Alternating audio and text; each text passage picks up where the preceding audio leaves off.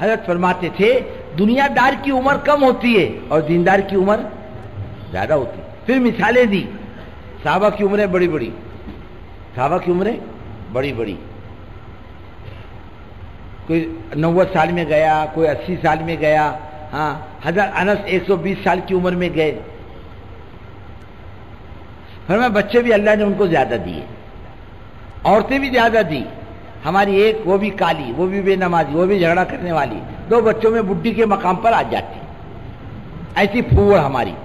اور وہ بھی ایک دوسرا کر نہیں سکتا، کرا تو اس کی خیر نہیں. ہمارا کیا مزاج ہے معلوم؟ کسی آدمی سے غلطی ہو گئی، کیا بولتے کم وقت کو شادی کرنے کو کیا ہوا، اور شادی کر لیا تو کیا مر رہا تھا، بولے کہا کو شادی کرا، اب بیچارہ کرے گا کیا. ہمارا مزاج مومنانہ نہیں ہے، دین کا مزاج نہیں ہے ہمارا. ہمارا تو غیروں کے ساتھ رہتے رہتے مزاج غلط ہو چکا، اتنا مزاج خراب. بیویاں بھی بہت اور بچے بھی ماشاءاللہ، کسی کو 33، کسی کو 40، کسی کو 45. ایسے امام حسن کے غالباً 33 تھے، امام حسن کے غالباً 34 یا 36 تھے. بیویاں بھی زیادہ، بچے بھی زیادہ. حضرت انس رضی اللہ تعالیٰ عنہ کی سب سے زیادہ اولاد. کہتے خدا کی قسم اللہ کے رسول صلی اللہ علیہ وسلم نے میرے کو دعا دی، میں خادم تھا، اللہ انس کے جان میں، مال میں، اولاد میں برکت دے. 120 سال کی عمر میں انتقال ہوا. ہم وہاں بصرے میں ان کی قبر دیکھی، ماشاءاللہ بہت لمبی چوڑی قبر. اور اللہ نے مال بھی بہت دیا، بہت مالدار تھے، اور بچے بھی بہت دیے. خود کہتے ہیں خدا کی قسم میرے ان ہاتھوں نے میرے 100 بچے دفن کر دیے. پوترے نواسے نہیں، میرے خود کے بچے. اور 200 گھر میں زندہ ہے. کتنے ہوئے؟ ارے بولو نا، 300. ہے کوئی 100 والا؟ دین اس کو کہتے ہیں. عمریں بھی زیادہ، دنیا بھی زیادہ، اولاد بھی زیادہ، اور جنت بھی اعلیٰ درجے کی، قبر میں بھی راحت کے ساتھ. ابھی 30-35 سال، یعنی شاید میرے خیال سے ہندوستان کی تقسیم کے بعد کا ہی واقعہ. یہ سلمان پاک میں حضرت جابر ابن عبداللہ اور حضرت حذیفہ کی 2 قبریں پانی کے قریب تھی، دجلہ کے. نور السعید پاشا تھا وزیر اعظم عراق، اور شاہ فیصل تھا اس زمانے میں، ایک بادشاہ وہاں کا. نور السعید پاشا کے خواب میں حضرت حذیفہ نے آ کر کہا ہماری قبریں ہٹا لو، ہماری قبروں میں پانی آیا، ہم کو تکلیف ہو رہی ہے. وہ سمجھے کیا تکلیف ہو رہی ہوگی، پانی آ گیا، میرا ایسے ہی گڑبڑ خواب ہے. دوسری دن پھر خواب میں آئے، ہم کو وہاں سے نکالو، تکلیف ہو رہی، پانی آ گیا ہمارے قبروں میں. اب اس نے بادشاہ سے مشورہ کیا، میں 2-3 دن سے لگاتار یہ چیز دیکھ رہا ہوں. انہوں نے علماء کو جمع کیا، تو علماء نے کہا بھائی دیکھنا چاہیے کیا بات ہے. آئے بہرحال سب علماء جمع ہوئے، کئی لوگ جمع ہو گئے. اور اس زمانے ٹیلی ویژن والوں کو بلایا، باہر سے یہودی آئے، عیسائی آئے، اور ان کی قبریں کھودی گئی. سب کو ذرا الگ ہٹا دیا، کہیں بدو تو نہیں نعوذ باللہ اندر. تو کچھ بھی نہیں، صحابہ کی تر و تازہ لاشیں. اور پانی واقعی قبر میں آ گیا تھا، اور ان کی آنکھوں سے نور پھوٹتا تھا جو آسمان تک پہنچا ہوا تھا. فوراً ان کو ہٹایا، جنازے میں ڈالا، ان کی جنازے کی نماز پڑھی، پھر دوسری جگہ لے جا کر ان کو دفن کیا. مرنے کے بعد بھی مزے سے، آرام سے زندہ، بولے اپنے قبر میں تو چلے گا، قبر میں بھی مزے سے، اور آخرت میں بھی اعلیٰ درجے کی جنت انہی کو ملے گی انبیاء کے بعد. کس کو ملے گی؟ ہاں صحابہ کو ملے گی. 25 لاکھ حوروں والی جنت ملے گی. کتنی حوریں؟ ارے بولو نا، 25 نہیں 25 لاکھ، اور 1 حور کے پیچھے 70 خدام. کتنے ہوئے؟ ارے بولو نا، حساب نہیں کر سکتے، اتنا اللہ ان کو دے گا. ہم تو تھوڑے تھوڑے والے ہیں، کونے کوپرے والے. دنیا بھی کما کے لے گئے اور آخرت بھی کما کے لے گئے. اور فرماتے تھے دنیا دار کی عمریں کم، بچے بھی کم. بابر کو بچے کتنے تھے؟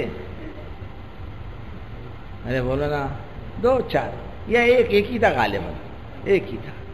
ہمایوں کو بچے کتنے تھے؟ ایک ہی تھا. ایک ہی تھا کہ 2 تھے؟ ایک ہی تھا. اور جہانگیر کو وہی 1-2. عمریں کتنی؟ 65 سال، 40 سال، 50 سال بس.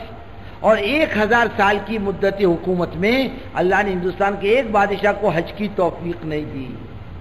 حضرت مولانا عبید اللہ صاحب رحمۃ اللہ علیہ فرماتے تھے مجھ جیسے فقیر کو اللہ نے دعوت کی برکت سے 35 حج کی توفیق دی.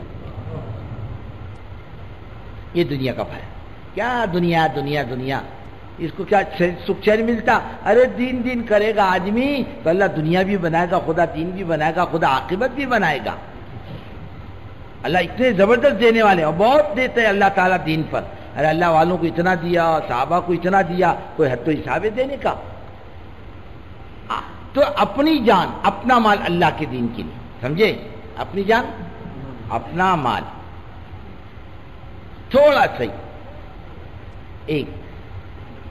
اور دوسری بات یہ کہ آدمی کی نیتوں میں اخلاص ہو. ارے کیوں کر رہا؟ کہ اللہ راضی ہو جائے بس، اور کچھ نہیں. کون راضی ہو؟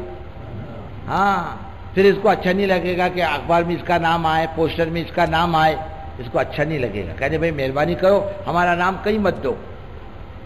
بہت یکسوئی کے ساتھ لگا رہے گا، بس اوپر والا راضی ہونا چاہیے بس. میرا اور کوئی داعیہ نہیں ہے. اور اخلص الدین یکفی کا قلیل. ارے اپنے دین کو تھوڑا سا اللہ کے لیے کر لے، بہت کام آئے گا قیامت کے دن. اللہ کو راضی کرنے کا جذبہ سب جذبے پر غالب آنا چاہیے. میرا کوئی داعیہ نہ ہو، مجھے مقام ملے، مجھے پوزیشن ملے، مجھے واہ ملے، لوگ میری تعریف کریں اور لوگ مجھ سے رائے مشورہ لیں. بزرگوں اس کو ذہن میں مت آنے دو دور دور تک. مجھے کوئی پوچھے نہ پوچھے، مجھے اللہ کے لیے کرنا ہے اور میرے کرنے کو اللہ جانتا ہے. حضرت عمر کے پاس لسٹ آئی شہداء کی. غالباً حضرت ابو عبیدہ بن جراح نے روانہ کی. امیر المومنین یہ اب نام صحابہ کے لکھ کر کے بھیجے، یہ شہید ہو گئے، یہ شہید ہو گئے، یہ شہید ہو گئے. حضرت عمر رضی اللہ تعالیٰ عنہ نے بہت ٹھنڈی سانس لے کے کہا یہ وہ ہیں جس کو ہم جانتے، اور بہت شہید ہو گئے جس کو ہم نہیں جانتے لیکن اللہ جانتا ہے. بالکل کام کی جان ہے. یہ کیا ہے؟ ہاں اللہ تعالیٰ اپنے نیکی میں کسی کی شرکت کو پسند نہیں کرتا، اور اگر کر لے تو پھر مردود بنا کر اس کے منہ پہ مارتا ہے، اور یہ نیکی اس کو جہنم میں لے جانے کا سبب بنتی ہے. پھر جہنمی کہتے ہیں بھائی صاحب کون ہو تم، کہاں سے آئے، کیا گناہ کر کے آئے؟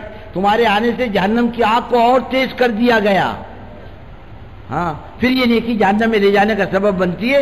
وہ نیکی جو آدمی کی مغفرت کا ذریعہ بن سکتی تھی، وہ نیکی جو جنت میں لے جانے کا سبب بن سکتی تھی، وہ نیکی صرف نیتوں کے بگاڑ پر مردود قرار دی جاتی. حضرت ابو ہریرہ رضی اللہ تعالیٰ عنہ والی حدیث بہت آسانی کے ساتھ بیان کرتے ہیں. حضرت ابو ہریرہ رضی اللہ تعالیٰ عنہ یہ حدیث بیان کرتے وقت کئی مرتبہ بے ہوش ہو جاتے تھے. حضرت مولانا منظور صاحب رحمۃ اللہ علیہ ایک مرتبہ پانولی کے پرانوں کے جوڑ میں، گجرات کا جوڑ ہو رہا تھا پرانوں کا، فجر کی نماز کے بعد یہ ابو ہریرہ رضی اللہ تعالیٰ عنہ اخلاص والی حدیث بیان کرتے کرتے کئی مرتبہ ہچکیاں لے کے رو دیے کہ اللہ کیا ہوگا اگر نیتوں میں بگاڑ آ گیا، کیا چیز کام آئے گی آخرت کے اندر.